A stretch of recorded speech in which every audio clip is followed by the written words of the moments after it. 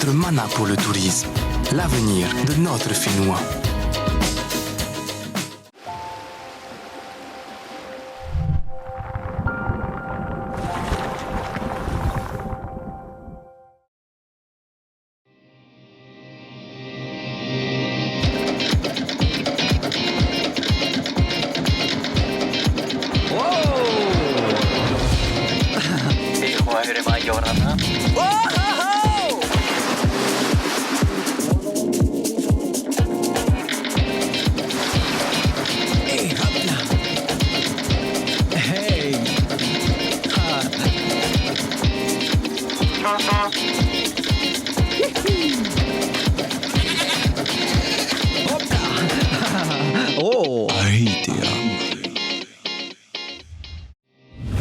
Naporo e Hanoma Ohinui, Yorana et bienvenue dans Ahitea, votre émission hebdomadaire consacrée aux métiers et aux activités du tourisme.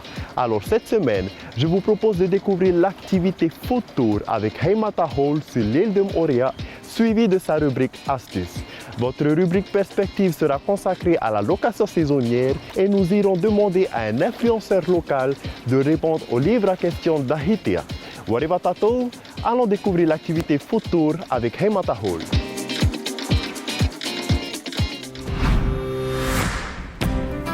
Hey, Heimata, Yorana. Tamato, Ayachuru. Meiteiro, Meiteiro. Meiteiro, Teretarame, Moorea. Hey, te fifitireira, votre Ah, Tatoueya. Alors, ça te dit d'apprendre le métier de Food Tour aujourd'hui? Ah oui, j'ai carrément envie de découvrir ce métier. Ah, bah super, j'ai hâte de te faire découvrir. Je dois me changer d'abord et ensuite c'est parti. Ok, ça marche. Warivatawa. Ok. Yorana, je m'appelle Heimata Hall de Moorea, j'ai 41 ans. Aujourd'hui, j'ai décidé de me lancer dans une activité Food Tour. J'ai commencé ça en allant à Hawaï pendant 4 ans pour apprendre le métier de cuisinier. Et de là, j'ai réalisé qu'il n'y avait pas de Food Tour ici à Moorea. Et c'est pour ça que j'ai décidé de me lancer dans cette activité. Et une chose que j'aimerais partager, c'est jamais trop tard pour réaliser ses rêves. Je me demande bien quelle spécialité culinaire Heimata a prévu de me faire découvrir.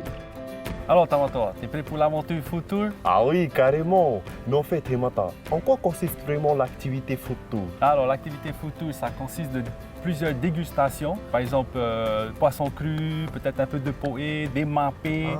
Plus ou moins ce qu'autant que Polynésien, on aime manger. Quel est le programme alors d'aujourd'hui? Alors le programme d'aujourd'hui, on va aller à la rencontre de quelques mamas, quelques petits restaurateurs pour découvrir ce qu'eux, ils nous préparent comme ma'a pour déguster justement.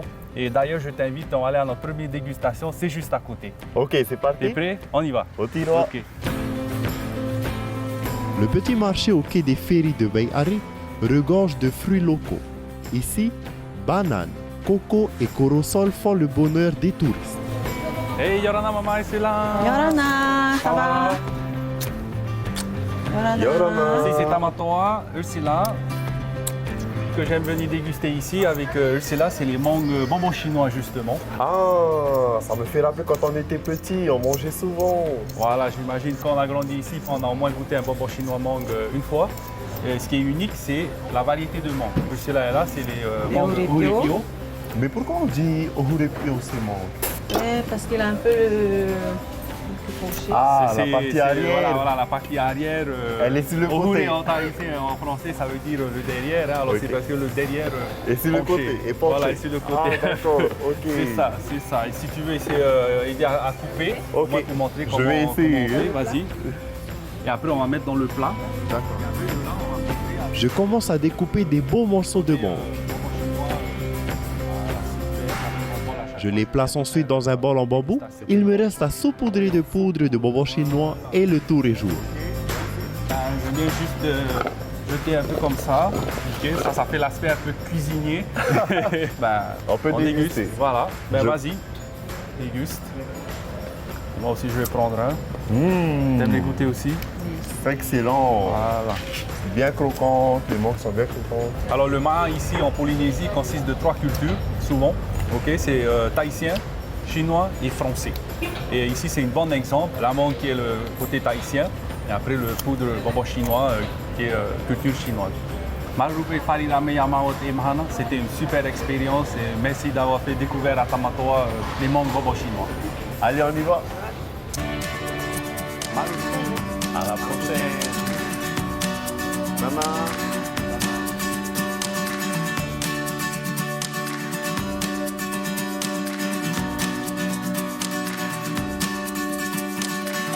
Le food tour se poursuit avec la découverte des restaurants situés à Maharupa. Cette vue sur le lagon de Moorea est juste magnifique. Voici l'assiette préparée exclusivement pour le tour de Heimata avec nos petites spécialités locales. Oh, Ouais. Voilà. ça a l'air très bon en tout cas. Oui. J'ai hâte d'y goûter. Bon appétit, Ben, merci. bonne Maruru. dégustation. Ben, ici, comme tu le vois, on a 3 différentes dégustations pour nous D'accord. aujourd'hui. C'est vraiment accentué sur le côté polynésien et aussi sur le poisson. Ok.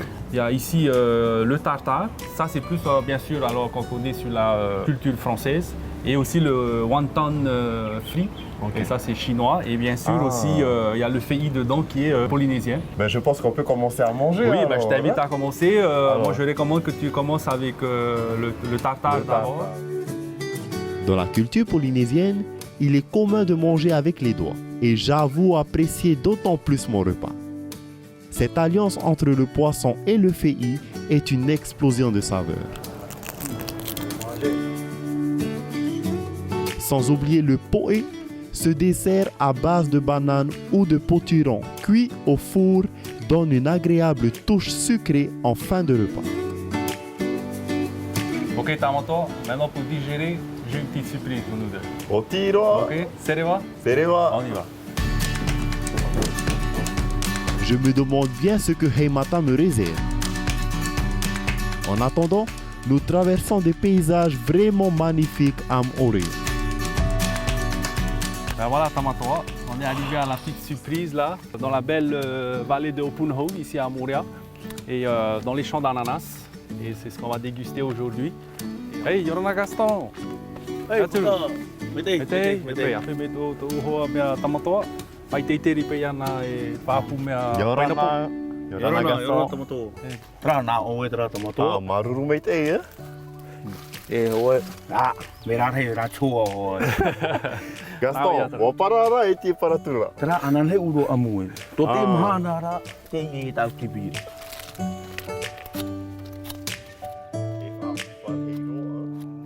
Ça c'est du frais ça. Ah, Voilà. Me te terima. maruru mai te, hein? Ai mata. Hey, ya, Hey. maruru. Maruru. Manuia. Hey, Manuia. manuia. Tama mai te.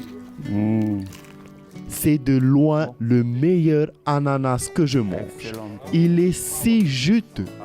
Tra Gaston, ha papu me na ue, te peina po. E tap o papu i hoa i tap o mau nom oreane. Teria wai a me mo hai tai te ni mo rea a paina po. Raro mata e me ai vanira marini. Fa ho wai jo tere mo rea. Ok, whatever tawa. Whatever Ok, tawa. Gaston. Maruru. Maroro toa. Maruru. Maru farela. Je suis heureux d'avoir redécouvert de mes locaux. Allez, c'est l'heure de faire le bilan de cette journée riche en saveurs. Tamato, ben, on est arrivé à notre dernière dégustation de la journée. Je voulais voir qu'est-ce que tu en penses de ton expérience aujourd'hui sur le food tour. Franchement, j'ai adoré l'activité food tour. J'ai découvert les saveurs culinaires, ça fait plaisir de remanger encore du bonbon mangue. Et étant donné que ton concept food tour est le premier ici en Polynésie, franchement, quelle découverte, hein? Ah ben merci, merci, ça fait chaud au cœur. Qu'est-ce qui te rend heureux à la fin de la journée quand tu fais cette activité de food tour? C'est le partage et l'échange avec les mamas et les différents cuisiniers qui nous font découvrir et partager aussi leur passion. Ben, maruru mai te Heimata pour cette journée. Et comme on dit chez nous, Manuia. Retrouvez tout de suite toutes les informations pour l'activité Food Tour Moorea dans votre rubrique Astuces. Pour exercer l'activité de Food Tour en Polynésie française, il vous faut avoir le permis de conduire, avoir un business plan pour créer son entreprise auprès de la CCISM immatriculer son entreprise auprès de la Direction des Transports Terrestres, se renseigner sur les autorisations sanitaires auprès du CHSP, le Centre d'hygiène et de salubrité publique, et avoir un sens aigu des relations humaines et une appétence pour la culture culinaire polynésienne. Pour toute information complémentaire pour exercer l'activité de food tour en Polynésie française, il faut vous rapprocher de la CCISM, la Chambre de commerce, d'industrie, des services et des métiers de la Polynésie française, sur www.ccism.pf ou au 40 47 27 00.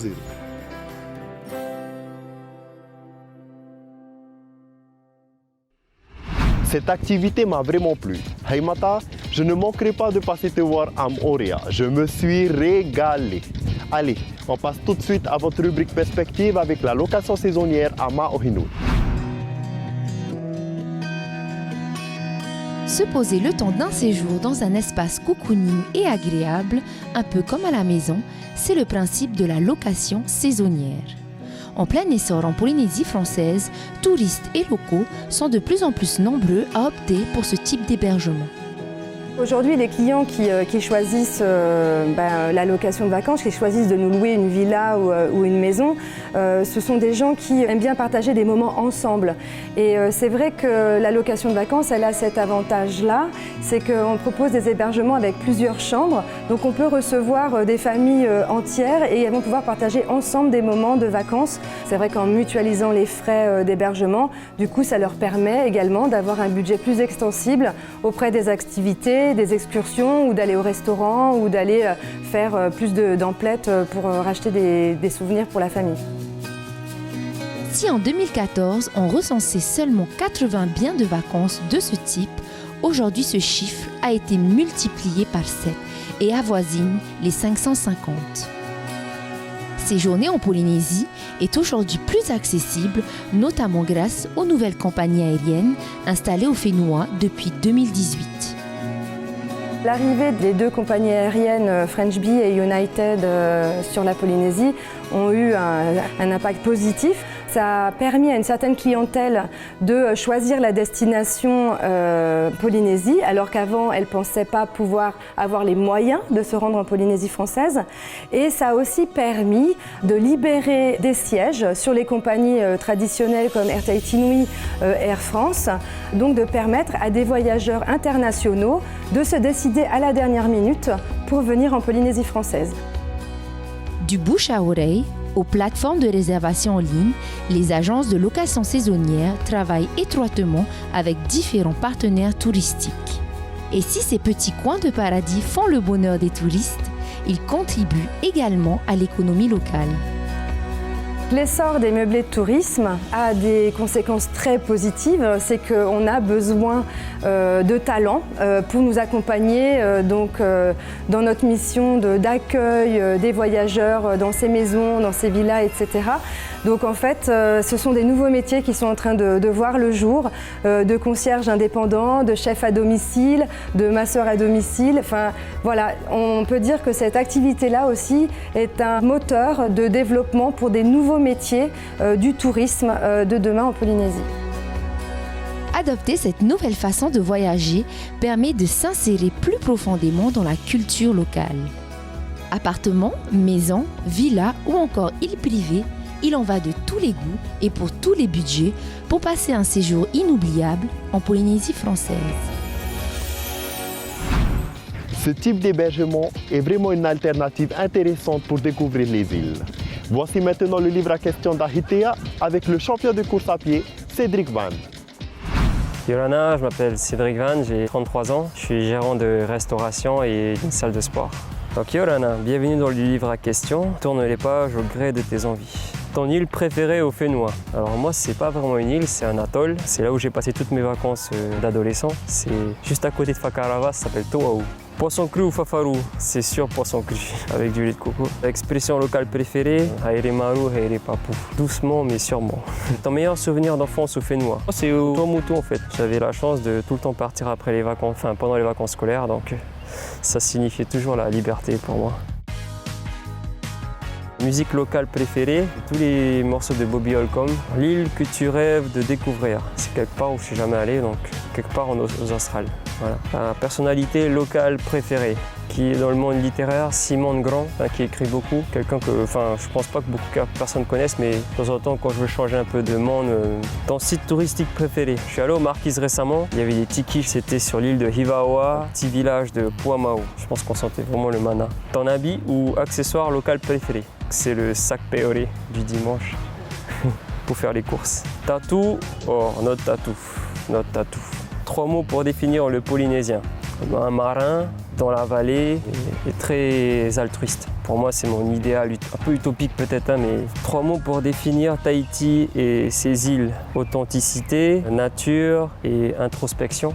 Comment définirais-tu le tourisme? Alors à Tahiti, pour contraster avec le tourisme le monde entier, il y a différentes formes de tourisme, mais Tahiti, je pense, a vraiment sa carte à jouer sur le côté naturel, qui est sa force. Et au niveau de la culture, il y a un mot qui sort beaucoup, à tort et à travers. C'est un peu un mot usurpé, on ne sait plus ce que ça veut dire, mais c'est le mana. À travers le mana, c'est revoir un peu ce que ça signifie pour nos ancêtres, remonter un peu dans nos archives, qu'est-ce que les anciens voulaient dire par mana, faire transparaître ça à travers du multimédia, du tourisme, voilà, et montrer ça au monde entier parce que c'est ce qui manque beaucoup à d'autres sites touristiques dans le monde, il me semble. Que penses-tu du touriste qui vient en Polynésie française? Alors ça dépend de la casquette qu'on a parce que forcément étant un peu dans l'entrepreneuriat, on les voit un peu comme des gens qui transportent des porte-monnaies et qui on espère vont dépenser beaucoup forcément, mais quand je vois un touriste, j'espère vraiment qu'il passe beaucoup de temps dans des endroits où il y a peu de monde en fait, des endroits où ils sont un peu esselés, littéralement déconnectés, et je pense que c'est dans ces endroits-là, voilà, ça peut être des vallées ou au sommet d'une montagne ou sur un atoll sans connexion. C'est ce que je lui souhaite en fait aux touristes. Quel serait pour toi le métier de tes rêves dans le secteur du tourisme? Moi c'est guide touristique, ça c'est sûr, montrer aux gens voilà, qu'est-ce que c'est que Tahiti dehors, dans la nature. Si demain tu reçois un touriste chez toi, quel itinéraire lui ferais-tu faire? Puisque je vis à Tahiti, moi je l'amènerais, c'est sûr, faire le tour de l'île déjà. Je l'arrêterai au trou du souffleur, peut-être sur un des spots de surf à Papenno d'abord, en allant sur la côte est. Il y a 3 cascades puisque c'est adjacent. Après je l'amènerai, s'il y arrive, au Whenua-Echere, plateau de Travo. Après on passerait à Chopo, passage obligé, grotte de Mara, sur le retour, côte ouest. Je l'amènerai peut-être au sommet de Veitavere, s'il a le temps les jours d'après. C'est d'aller sur Moorea, peut-être Fakarava ou Ahe ou les Marquises. C'est bon. La créativité n'est rien sans discipline. La vie est pleine de paradoxes, mais pour moi celui-ci en vaut la peine de faire une pause, d'y penser et retourner à la routine quotidienne.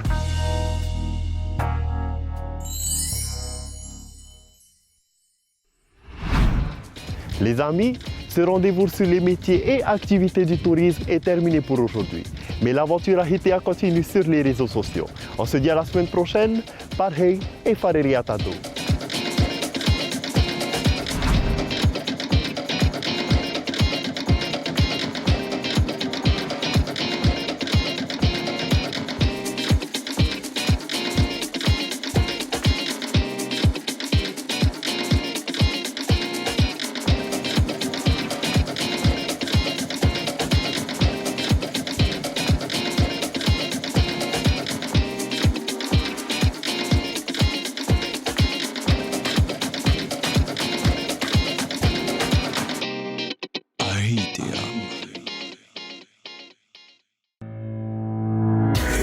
Notre mana pour le tourisme, l'avenir de notre Finnois.